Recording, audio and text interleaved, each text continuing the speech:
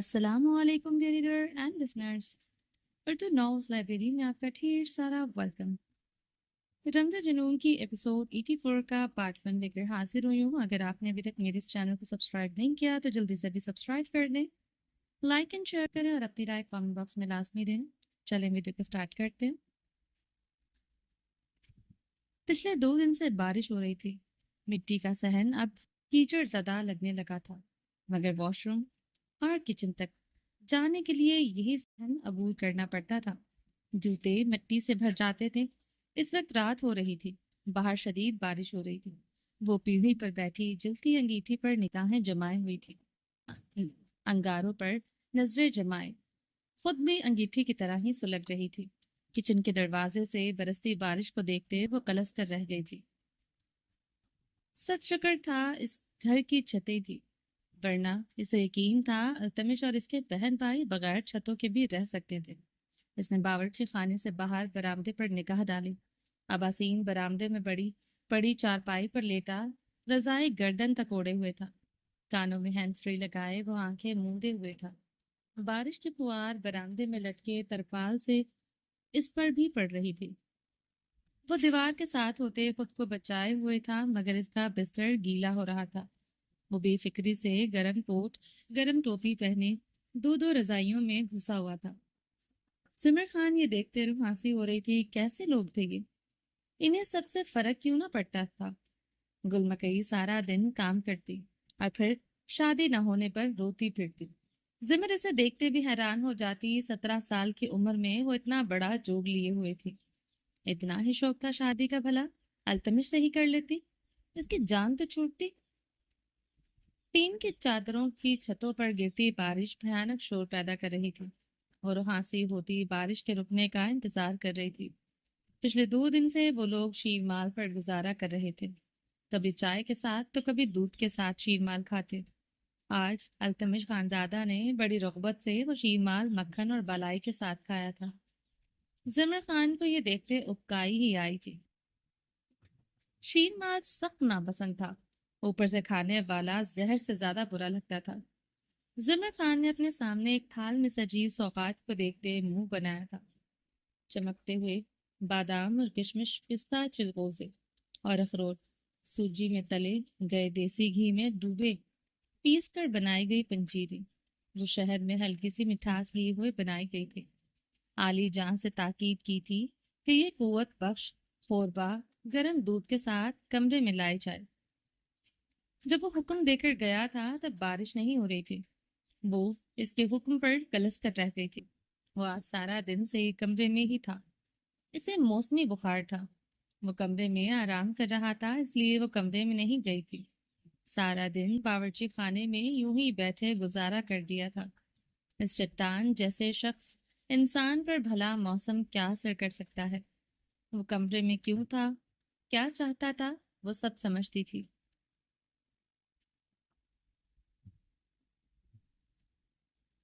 9 دن پہلے اس کا حال کوٹھڑی نما کچن میں ہونے والے رومانس پر اسے سب کچھ سمجھ آ رہا تھا۔ کیسے چھپٹا تھا اس پر، کس طرح بے شرمی سے اسے چھو رہا تھا۔ زمر خان کلستے ہوئے سرخ ہو رہی تھی۔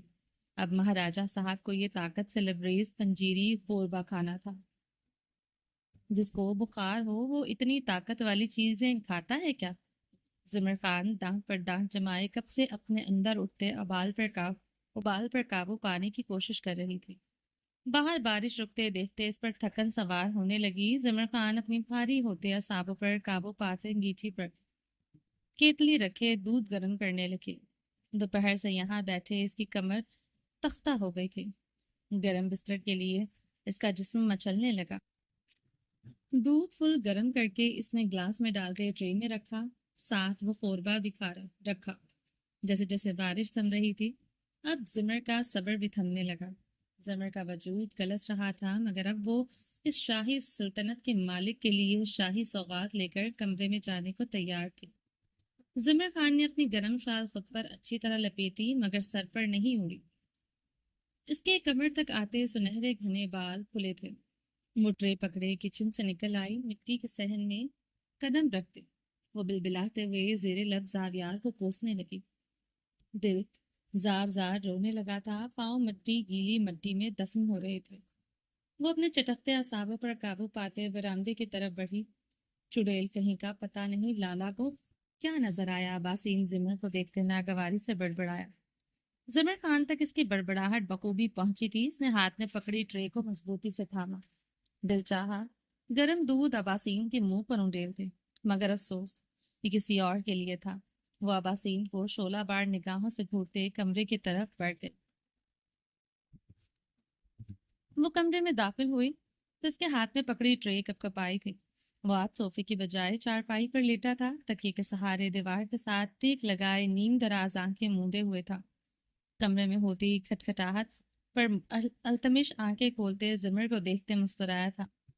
زمر اس کی سرخ نگاہوں اور مسکراہٹ پر نظریں چرا گئی تھی۔ زمر خان جو گرم دودھ اس پر گرانے کا ارادہ باندھتے آئی تھی، مقابل کی نگاہوں کی گرمی پر اس کی کپکپی سی دوڑی تھی۔ وہ ٹرے مضبوطی سے پکڑے اس کی طرف بڑھی۔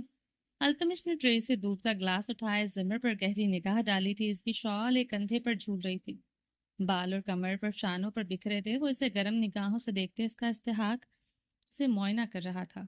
باہر آباسین جاگ رہا تھا، وہ ایسے حلیے سے میں باہر آئی تھی، پھر بھی اسے اس پر غصہ نہیں آیا تھا۔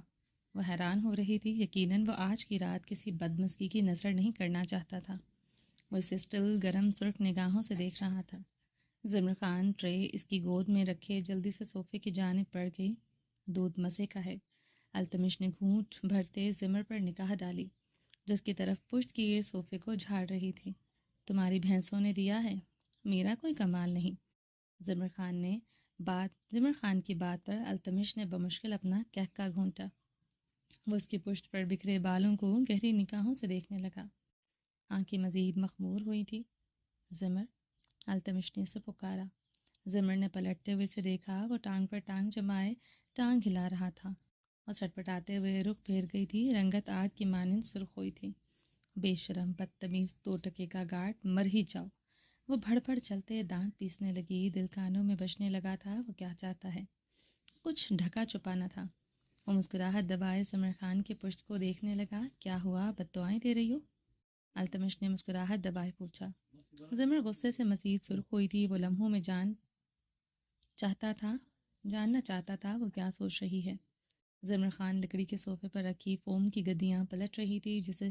جس صوفے پر وہ سوتا تھا وہاں سونا گوارا نہ تھا۔ زمر خان لوہے کی الماری کی طرف بڑھتے وہاں سے بیڈ شیٹ نکالتے صوفے پر بچھانے لگی۔ اب رضائی کا کیا کرے؟ وہ روحاں سے ہوتے سوچ رہی تھی۔ یہی رضائی تو وہ لیتا تھا۔ چارپائی پر بچھا بستر اور رضائی زیادہ صاف ستھرا تھا۔ نہ وہ اس کی طرف دیکھ سکتی تھی، نہ اسے رضائی مانگ سکتی تھی۔ زمر خان صوفے پر چادر بچھاتے الماری کی طرف بڑھی جہاں آئینہ نصب تھا۔ وہ اپنی شال اتار کر صوفے پر رکھتے اپنے بالوں میں برش کرنے لگی۔ اپنی خوبصورتی پر جتنا غرور تھا، اتنا ہی وہ اس کا خیال رکھتی تھی۔ جو بالائی التمش کو کھاتے دیکھتے آج ابکائی آئی تھی، وہ چہرے پر صبح شام لگاتی تھی۔ التمش چارپائی سے اٹھتے دروازے کی طرف بڑھتے اسے بند کر کیا۔ اندر سے چٹکنی چڑھائی تھی۔ زمر خان کا دل خوف سے دھڑکا تھا اور کپکپاتے ہاتھوں سے اپنے بالوں میں برش کرنے لگی۔ گردن ذرا سی ترچھی کیے اس نے التمش خانزادہ کو دیکھا۔ وہ پھر سے چارپائی پر وراجمان ہو چکا تھا۔ زمر خود پر قابو پاتے ہوئے صوفے کی جانب بیٹھتے ہوئے اپنی ٹانگیں اوپر کر گئی۔ اب وہ رضائی جھاڑ رہی تھی۔ زمر، اس کی ملائمت بھری پکار پر زمر خان اسے گھوری سے نوازا تھا۔ وہ ڈٹائی سے اسے مسکراتے ہوئے دیکھ رہا تھا۔ وہ لب کھینچے پھر سے رضائی جھاڑنے لگی، جسے اوڑھنے کا سوچ کر ہی وہ روحانسی ہو رہی تھی۔ زمر بی بی، اب کی بار لہجہ پہلے سے بھی زیادہ مٹھاس بھرا تھا۔ کیا ہے؟ زمر خان نے پھاڑ کھانے والے انداز میں پوچھا۔ ادھر آؤ۔ اس کے تحکم بھرے انداز اور فرمائش پر زمر خان کا خون جلا تھا۔ مجھے نیند آ رہی ہے، وہ کہتے رضائی میں غروب ہوئی تھی۔ ٹھیک ہے، پھر میں آ جاتا ہوں، صوفہ اتنا بھی چھوٹا نہیں۔ التمش کی بات پر زمر خان کی سانسیں الجھی تھیں۔ وہ اسی لمحے خود پر سے رضائی اتارتے اٹھ کر بیٹھی۔ التمش خانزادہ نے آئیبرو چاٹے سے اشارے سے اپنے پاس آنے کو کہا۔ زمر خان لب کھینچے چاروں ناچار اس کی طرف بڑھی تھی۔ وہ انسان بنا ہوا تھا، وہ اسے غصہ دلا کر جانور نہیں بنا سکتی تھی۔ لمحہ لگنا تھا وہ اپنی اوقات پر آ جاتا۔ وہ کیسا تھا اس سے بڑھ کر کون جان سکتا تھا۔ زمر خان اس کے قریب چارپائی کے پانتی پر ٹک گئی۔ وہ غور بعد چمچ بھر کر منہ میں ڈالتا، سر کے پیچھے دونوں بازو باندھے اسے گرم نگاہوں سے دیکھنے لگا۔ زمر خان کے چہرے پر ایک رنگ آ رہا تھا، ایک رنگ جا رہا تھا۔ وہ شعلہ بار نگاہوں سے اس کے لبوں پر رقص مسکراہٹ دیکھ رہی تھی، جو آج اس کے ہونٹوں پر الفی کی طرح چپک کر رہ گئی تھی۔ وہ اس کے حرکات پر بری طرح تڑپ رہی تھی۔ دل الگ دھک دھک کر رہا تھا۔ کیا ہے؟ بولو، مجھے نیند آ رہی ہے، زمر خان نے اس کی مسکراہٹ اور بے باک نگاہوں پر لفظ کلستے ہوئے کہا۔ اتنا بدلاؤ کیسے آ گیا آپ نے؟ آج ایک اچھی بیوی کی طرح دودھ لائی ہیں میرے لیے، اور ساتھ یہ طاقت بھری سوغات۔ نیت تو ٹھیک ہے نا آپ کی؟ وہ گہرا مسکراتے ہوئے بولا تھا۔ وہ مزید چلی تھی۔ وہ یہ دودھ اور سوغات اس کے لیے لا کر بہت بڑی غلطی کر چکی تھی۔ اب اسے خود پر غصہ آ رہا تھا۔ وہ آخر اس کے لیے دودھ لائی ہی کیوں؟ اس نے ظلم دی، اس نے حکم دیا، مانا کیوں آخر؟ مقابل کسی ریاست کا ملک نہیں، 2 بھینسوں اور 4 بکریوں کا مالک تھا۔ وہ اسے دیکھتے بھر بھر چلتے سوچ رہی تھی۔ وہ مسکراتے ہی جا رہا تھا۔ گناہ عظیم ہو گیا، آئندہ ایسا نہیں ہوگا۔ وہ سلگتے ہوئے چارپائی سے اٹھی تھی۔ وہ اسی لمحے اسے کلائی سے تھامتے خود پر گرا چکا تھا۔ وہ صرف دانت پر بکھلا کر رہ گئی تھی۔ وہ اسے خود کے ساتھ لپٹاتے رضائی میں غروب ہوا۔ اس کے چٹان جیسے وجود کے نیچے دبی زمر خان کی سانسیں حلق میں گھٹی تھی۔ وہ بے حد بے باکی سے اس کے ساتھ لپٹا ہوا تھا، اپنا وزن اس پر ڈالے جتنی بے باکی سے اسے چھو سکتا تھا چھو رہا تھا۔ رضائی ہٹاؤ ورنہ میرا دم گھٹ جائے گا، اس کے نیچے دبی بمشکل بولی تھی۔ التمش خانزادہ رضائی تو سے ہٹا گیا تھا، مگر اپنا وزن اس پر سے نہیں ہٹایا تھا۔ وہ ویسے ہی اس کے ساتھ بے باکی سے لپٹا ہوا تھا۔ زمر گہرے سانس لیتے اپنے اوپر جھکے التمش کو دیکھ رہی تھی، جو اسے گرم نگاہوں سے دیکھتے اس کی پنڈلیوں کو اپنے پاؤں کے سے چھو رہا تھا۔ یہ کیا بیہودی ہے؟ زمر کی قید نے بکلائی تھی، وہ آگ کی طرح سرخ ہوئی تھی۔ وہ مزید بے باک ہو گیا تھا۔ یہ بیہودگی نہیں زمر بیوی، ایک محبت کرنے والا شوہر اپنی بیوی کو ایسے ہی پیار کرتا ہے۔ ابھی تو یہ شروعات ہے۔ ایک شاندار ڈنر سے پہلے سٹارٹر مین کورس۔ وہ اس کے نقوش پر لب رکھتے گمبھیر لہجے میں بول رہا تھا۔ سٹارٹر مین کورس جانتے بھی ہو کیا ہے؟ وہ اس کے سینے پر دونوں ہاتھ رکھتے جھنجھلائی تھی۔ جانتا ہوں، بہت دفعہ 5 اسٹار ریسٹورنٹ میں ڈنر بھی کیا ہے۔ اتنا بھی غریب نہیں ہوں جتنا آپ سمجھتی ہیں، وہ بھاری لہجے میں بولتے اس کی کمر میں ہاتھ ڈالتے اس کی فراک کی زپ نیچے کھسکا گیا۔ 2 عدد بھینسوں 4 بکریوں کے علاوہ کیا ہے تمہارے ملکیت میں؟ زمر اس کی حرکت پر اس کے حصار میں چھٹپٹاتے غرائی تھی۔ 2 عدد بھینسوں اور 4 بکریوں کے علاوہ آپ ہیں میری ملکیت۔ وہ اسے آنکھ مارتے اس کی فراک آنکھوں کندھوں سے کھسکاتے اس کی گہرائیوں پر چکا۔ وہ اسے ایسے چھوتے اس پر کروا رہا تھا وہ سچ میں اس کی ملکیت ہے۔ وہ اسے ہر طرح سے ہر جگہ سے چھو رہا تھا۔ وہ کمزور سی مزاحمت اور جلنے کے علاوہ کچھ نہیں کر پا رہی تھی۔ وہ کسی دیو کی طرح اسے قید کیے ہوئے تھا۔ التمش، وہ اس کے لبوں اور ہاتھوں کے بے باک لمس پر بری طرح بلبلائی تھی۔ التمش اسے دل کے مقام سے چومتے اس کی گردن تک آیا تھا۔ وہ اس کے سفید دودیا گردن کو اب شدت سے چومنے لگا تھا، ہلکے دانتوں سے کاٹتے وہاں اپنی محبت جنونیت کی سوغات رقم کر رہا تھا۔ چھوڑو مجھے، تم میں شرم ہے کہ نہیں؟ زمر خان نے گہری ہوتی سانسوں سے کہا۔ وہ اسے ایسے چوتے اس کی سانسیں گہری کر رہا تھا۔ زمر نے اپنے لمبے ناخنوں سے اس کی گردن کھرونچی تھی۔ وہ اس کی کلائیاں تکیے کے ساتھ پن کر گیا۔ شرم کروں گا تو یہ سب کیسے کروں گا؟ اگر یہ سب نہیں کروں گا تو جان سولی پر اٹکی رہے گی۔ 24 گھنٹے آپ دل و دماغ پر سوار رہتی ہیں، کیوں چاہتی ہیں اب بھی روز صبح اٹھتے شاور لوں؟ مگر بیوی کو پیار کیے بغیر التمش کے جملوں پر وہ خفت و شرم سے مزید سرخ ہوئی۔ سانس غصے اور اس کی بے باک حرکتوں پر ڈھونکنے کی مانند چلنے لگی تھی۔ ہٹو میرے اوپر سے، مجھے سانس نہیں آ رہا۔ زمر خان اسے خود سے دور کرتے دبی آواز میں چلائی۔ اونچی آواز میں چیختی تو پتہ نہیں کیا کرتا۔ وہ اس کے حصار میں قید تھی، اس لیے آواز ہلکی رکھی۔ اسے غصہ نہیں دلانا چاہتی تھی، وہ اس کے رحم و کرم پر تھی۔ نازک مزاجی تو کود کود کر بھری ہے آپ پہ۔ وہ بڑبڑاتے ہوئے اس کے اوپر سے ہٹا۔ اس کی سانس واقعی میں پھول رہی تھی۔ وہ اس کی حالت دیکھتے پیچھے ہوا تھا۔ زمر خان رہائی پاتے ہی جلدی سے چارپائی سے اترنے لگے۔ وہ اسے کھینچ کر پھر سے اپنی باہوں میں بھر گیا تھا۔ وہ اس کی چٹانی سینے میں قید ہوئی۔ رحم کریں مجھ پر، جان لے کر رہیں گی میری، نہیں رہ سکتا آپ کے بغیر۔ اس کی فراک کی کھلی زپ سے برہنہ کمر پر نرمی سے ہاتھ پھیرنے لگا۔ چھوڑو مجھے التمش۔ وہ اس کی خمار آلود نگاہوں میں دیکھتے رو ہانسی ہوئی تھی۔ آنکھیں سرخ تھی۔ التمش نے اس کی کمر پر حصار مضبوط کرتے تکیے کے نیچے ایک لاکٹ نکالتے اس کی آنکھوں کے آگے لہرایا۔ باریک سی سونے کی چین میں نازک سا ہارٹ شیپ میں پینڈنٹ لٹکا ہوا تھا۔ تمہارے لیے لیا ہے، بہت مہنگا نہیں، بہت سستا بھی نہیں ہے، 1.5 لاکھ کا ہے۔ جتنی سیونگ تھی اس پر لگا دی۔ چین گولڈ کی ہے مگر پینڈنٹ گولڈ کا نہیں ہے۔ جو لاکٹ اس کی آنکھوں کو تھوڑا سا بھلا لگا تھا، اس کی بات پر وہ بدمزہ ہوئی۔ اب وہ لاکٹ بری طرح چبا تھا۔ ہارٹ پینڈنٹ نکلی تھا۔ وہ اس باریک سی سونے کی چین پر اس کی ساری سیونگ لگ چکی تھی۔ وہ دن بدن اس کی نظروں میں غریب ہوتا جا رہا تھا۔ زمر خان کی آنکھیں بھیگنے لگیں۔ بہت محبت سے اس کی گردن میں وہ چین پہنا گیا تھا۔ زمر خان اس کے حصار سے نکلتی اٹھ کر بیٹھی۔ وہ بھی اٹھ کر بیٹھتے اس کے کندھے پر لپ رکھ گیا تھا۔ وہ بھیگی نگاہوں سے اسے چھوٹے سے کمرے اور اپنی گردن میں پڑی باریک سے سونے کی چین کو دیکھ رہی تھی۔ کیا یہی اس کی زندگی تھی؟ کچا مٹی کا 2 کمروں کا گھر، سارا دن جلتا چولہا اور رات کو یہ چارپائی اور گھٹتی سانسیں جیسے ابھی سانسیں گھٹ رہی تھیں۔ زندگی کتنی اذیت ناک تھی۔ اب ساری رات ابسن انسان کے جسم کی گرمی بجھانا پڑے گی۔ وہ چھو رہا تھا اس کے اندر آگ دہک رہی تھی۔ لمس تپش زدہ لگ رہا تھا۔ وہ اس کی فراک دھیرے دھیرے کندھوں سے کھسکاتے اس کے برہنہ کمر کو چوم رہا تھا۔ وہ انسان جسے جوتے کی نوک پر رکھا آج اس کے جسم کو حق ملکیت سے چھو رہا تھا۔ التمش کا ایک ہاتھ سختی سے اس کے پیٹ سے لپٹا تھا۔ وہ اپنے گلے میں پڑے چین کو کھینچتے ایک جھٹکے سے توڑ چکی تھی۔ التمش اس کی پچھلی گردن کو آنکھیں بند کیے خماری سے چوم رہا تھا۔ زمر کی گردن کو چین سے آزاد ہوتے محسوس کرتے التمش خانزادہ نے اپنی خمار بھری سرخ آنکھیں کھولیں۔ وہ چین زمین پر پھینک چکی تھی۔ التمش گہرے سانس لیتے زمین پر پڑی چین کو دیکھ رہا تھا۔ خمار بھگ سے اڑا تھا۔ زمر کے پیٹ سے لپٹے ہاتھ اس کی گرفت ڈھیلی ہوئی تھی۔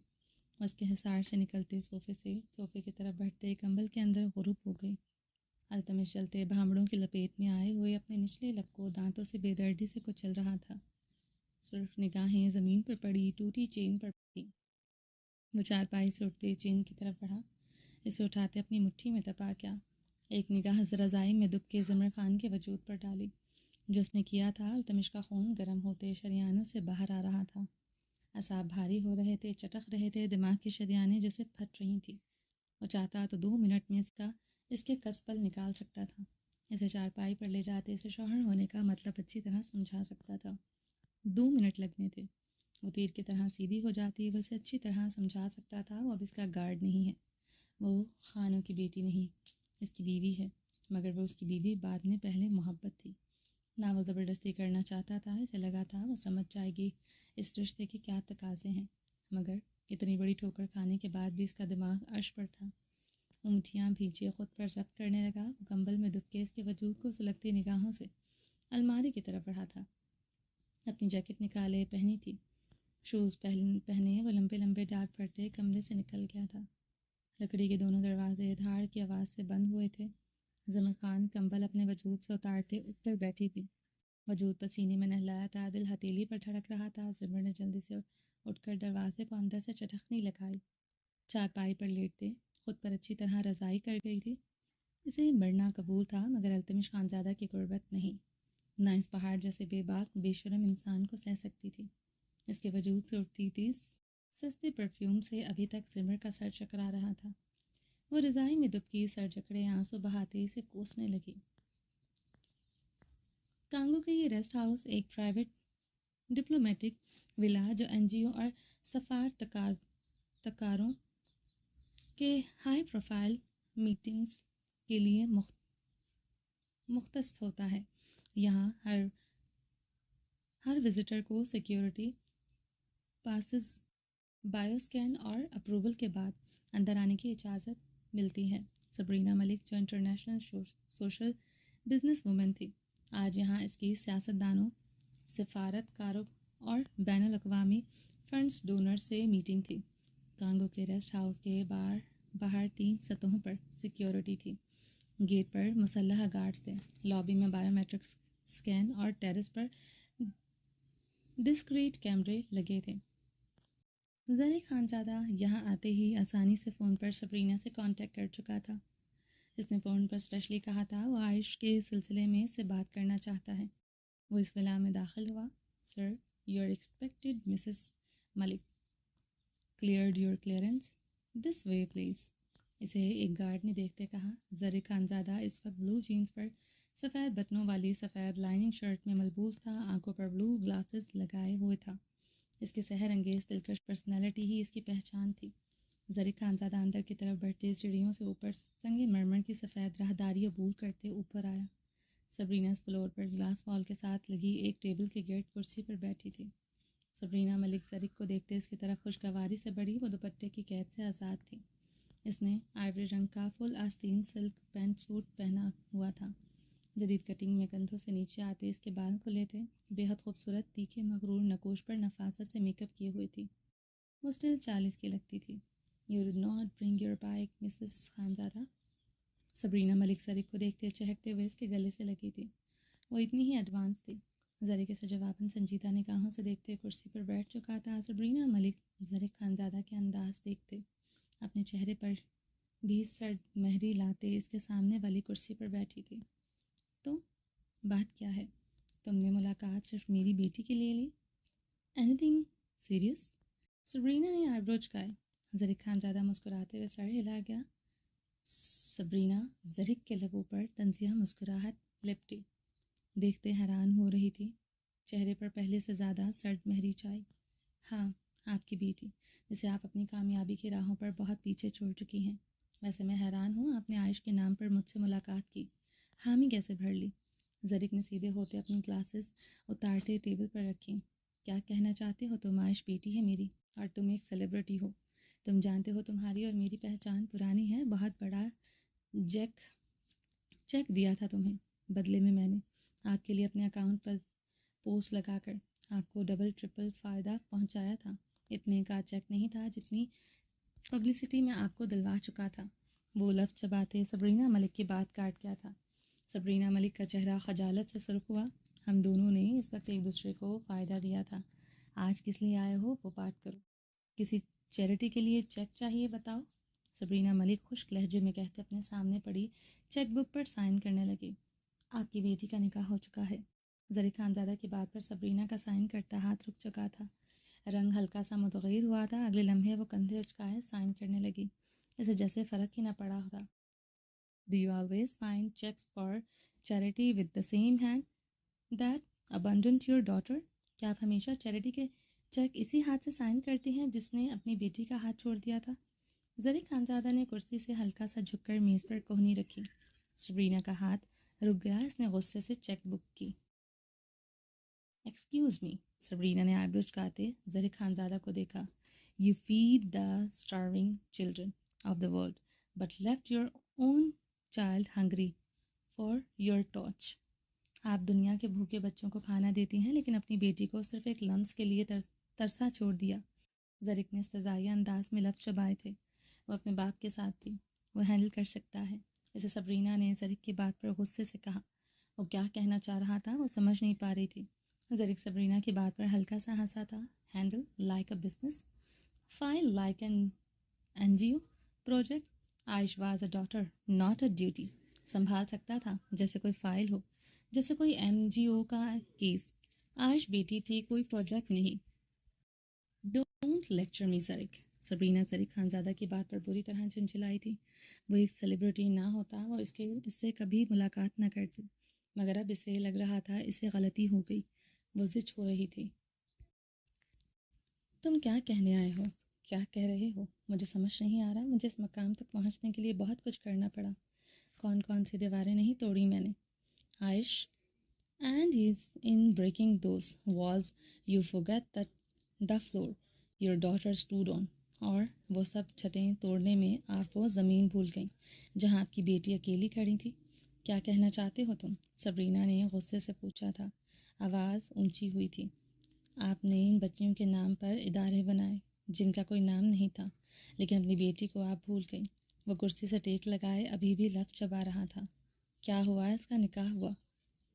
تم سے ہوا ہے تو یہ تو بہت اچھا ہوا۔ اگر شاہویر سے ہوا ہے تو that's great. She is educated, she is independent. Sabrina Malik سنجیدگی سے بولی. No, she is can't be independent. وہ عائش ملک تو دور کی بات عائش بھی نہیں رہی. زرک ٹیبل پر ہاتھ مارتے سبرینہ کی بات کاٹ چکا تھا. سبرینہ اسے ناسمجھی سے دیکھ رہی تھی. وہ سمجھ نہیں سکی تھی. آپ دوسروں کی بیٹیوں کے حقوق کے لیے UN میں تقریر کرتی ہیں, مگر اپنی بیٹی کی خبر ہے. وہ ایک ایک لفظ پر زور دیتے بول رہا تھا. آنکھوں میں استضاح لیے اس کی آنکھوں میں ذرا بھی عزت نہ تھی. سبرینہ کا رنگ توہین سے سرخ ہو رہا تھا. آپ سمجھتی ہیں یہ ماڈرنٹری ہے کہ ایک عورت صرف ایوارڈ شوز پر ہی ایک اچھی عورت ایک ماں ہو جو سوشل میڈیا پر پوسٹ کرتی ہو, مگر اپنی بیٹی کی ونی تک کی خبر تک اسے نہ ہو. ونی؟ سبرینہ ملک کے لب تھر تھرائے. You are not a role model, you are a news clip only.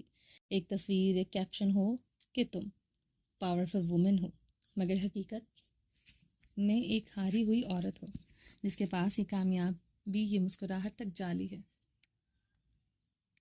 وہ تھوڑا سا جھکے اب لفظ چبا رہا تھا. سبرینہ ملک سن سی بیٹھی تھی. وہ لفظ ونی میں الجھی ہوئی تھی. تم نے مجھے ایک بار چیریٹی دی تھی, میں نے تمہیں اس کے لیے شکریہ کہا تھا. آج میں پھر شکریہ ادا کرنے آیا ہوں. تمہارے پاس دکھاوے نے مجھے اصل سچ دکھا دیا. وہ آپ پر تم پر آ گیا تھا. عائش کی تڑپ یاد کر کے اس کا دل ہی نہیں کر رہا تھا سامنے بیٹھی عورت کی عزت کرنے کو. ایک ایک کوشش تو وہ کر سکتی تھی. عائش کو بھی یقین ہوتا آس ملتی اس کا بھی کوئی ہے. وہ سبرینہ کو سرد نگاہوں سے دیکھتے کرسی سے اٹھا تھا. تم دوسروں کے بچوں کو بچاتی ہو مگر خود ماں بننے سے ڈرتی ہو. وہ دونوں ہاتھ ٹیبل پر رکھتے تھوڑا سا جھکتے تلخی سے ہنسا. سبرینہ ملک دھواں چہرے کے ساتھ اسے دیکھ رہی تھی. آنسوؤں کی دھندلاہٹ میں وہ نظر نہیں آ رہا تھا. ونی لفظ ہی نہیں, بہت بھاری تھا. اس نے ایک بارونی کے لیے آواز اٹھائی تھی. پاکستان کے دیہی علاقوں میں اس نے لڑکیوں کا بھی حال بھی دیکھا تھا جو اس رسم کی بھینٹ چڑھی. وہ سب کو جس نے صرف پبلسٹی کے لیے کیا تھا, مگر اس کی لاڈلی بیٹی عائش ملک جو ایک کانٹا چبھنے پر گھر پر سر اٹھا لیتی تھی, وہ ونی میں تھی. وہ آنکھوں پر گلاسز لگائے بھاری قدموں سے سنگ مرمر سے بنی سیڑھیوں کی طرف بڑھا تھا. کہاں ہے وہ؟ سبرینہ ملک کرسی سے کھڑی ہوئی تھی. آواز لڑکھڑائی تھی. ونی لفظ اس کے حواس سلب کر لیے تھے. زرک کے پشت بھی اب نظر نہیں آ رہی تھی. آنکھوں پر آنسوؤں کی چادر تھی, بس گال پر بہنا باقی تھے. آپ نے ایوارڈ جیت لیے, ہیڈ لائنز میں آئیں, مگر ایک ماں کے رول میں آپ ناکام ہو گئی. آپ کو پتہ بھی نہیں عائش ملک کو کب اور کس رسم میں باندھ دیا گیا. آپ تو مصروف امپاورمنٹ وومن کے ٹیگ پر خوش ہوں. آپ واقعی میں امپاورمنٹ وومن ہی ہیں. وہ استضائیہ انداز میں پلٹا. اور سبرینہ ملک پر استضائیہ مسکراہٹ اچھالتے لمبے لمبے داغ پھرتا چلا گیا. سبرینہ ملک دل پر ہاتھ رکھتے کرسی پر ڈھہ گئی تھی. زرک نے کیا کہا کیا نہیں اسے سمجھ نہیں آ رہا تھا. لفظ ونیس کی سانسیں کھینچ رہا تھا. چلیں جی, باقی کا نیکسٹ ایپیسوڈ میں کنٹینیو کریں گے. امید ہے آپ کو یہ ایپیسوڈ پسند آئی ہوگی. چینل کو سبسکرائب نہیں کیا تو جلدی سے بھی سبسکرائب کر دیں, لائک اینڈ شیئر کریں اور اپنی رائے کامنٹ باکس میں لازمی دیں. اچھا جناب, میں نے نا عنکبوت جو ہے وہ دوسری رائٹر کا کیا ہوا ہے. اگر آپ انٹرسٹڈ ہیں تو آپ جائیں, جا کے ریڈ کریں. وہ کمپلیٹ ناول ہے ایک ہی میں, عنکبوت بسمہ نذیر کا. تو اگر آپ اچھے ناولس ریڈ کرنا چاہتے ہیں تو جائیں, جا کے ریڈ کریں. اور اس کے علاوہ میرا دوسرا چینل ہے رومانٹک اردو ناولس, اس کو بھی جا کے جلدی سے سبسکرائب کر دیں. اور عشق رومانچہ بھی انشاءاللہ اینڈ ہونے والا ہے. اس کے بعد جس نے ریکویسٹ کی تھی کہ لہو سے لال جو ہے وہ ناول کر دیں, تو وہ بھی انشاءاللہ ہونے والا ہے. بس اس پہ تھوڑا سا کام چل رہا ہے. اس کے علاوہ جو بھی آپ لوگ شارٹ ناول مجھے سجیسٹ کریں گے وہ میں آپ لوگوں کو دے دوں گی, پرووائڈ کر دوں گی ریکارڈ کر کے. بس تھوڑی سی جو ہے وہ مصروفیات ہیں جس کی وجہ سے جو ہے وہ ریکارڈنگ پراپر نہیں ہو پاتی. تو پلیز آپ لوگ پینک نہ کیا کریں. میری پوری کوشش ہوتی ہے کہ میں آپ لوگوں کو زیادہ سے زیادہ جو ہے ایپیسوڈس پرووائڈ کر دوں, جلدی جلدی آپ لوگوں کی ناولس کمپلیٹ کروا دوں. تو کچھ لوگ آ کے مطلب روڈ بیہیو کرتے ہیں تو پھر میرا بہت دل ٹوٹتا ہے, میں ڈس ہارٹ ہو جاتی ہوں, پھر میرا دل نہیں کرتا ریکارڈنگ کرنے کو. تو میں بیچ میں ہر چیز کو لے کے مینیج کر رہی ہوتی ہوں، مجھے آنا جانا بھی ہوتا ہے، میں خود بھی ظاہر سی بات ہے میری اپنی لائف ہے، میں اس کے ساتھ ساتھ میں آپ لوگوں کو ریگولر ایپیسوڈس دے رہی ہوتی ہوں، ریگولر ایپیسوڈ جو دینا بہت مشکل کام ہوتا ہے، تو پلیز اس چیز کو سمجھا کریں کہ میں بہت ایفرٹ کرتی ہوں آپ لوگوں کے لیے، لیکن آپ لوگ بس ایک لائک نہیں کرتے چھوٹا سا، اور ایک کامنٹ کو تو چلے چھوڑیں، آپ پیارا سا لائک ہی کر دیں چھوٹا سا، تو یہ ہے کہ چلو میری بھی حوصلہ افزائی ہو جائے گی کہ ہاں میرے جو سبسکرائبر ہیں جو ریڈ کر رہے ہیں ان کو پسند آ رہا ہے میرا ریڈ کرنا، ٹھیک ہے؟ تو امید ہے آپ کو میری بات سمجھ میں آ گئی ہوگی، اگر آپ نے میرے چینل کو سبسکرائب نہیں کیا تو ابھی سبسکرائب کر دیں، لائک اینڈ شیئر کریں، میرا ایک کامنٹ باکس میں لازمی نہیں پیارا سا کامنٹ کر دیا کریں تاکہ مجھے پتا ہو کون کون ریڈ کر رہا ہے، ٹھیک ہے؟ اپنا ڈھیر سارا خیال رکھیے گا، دعاؤں میں یاد رکھیے گا، ملتے ہیں نیکسٹ ایپیسوڈ میں، تب تک کے لیے اللہ حافظ۔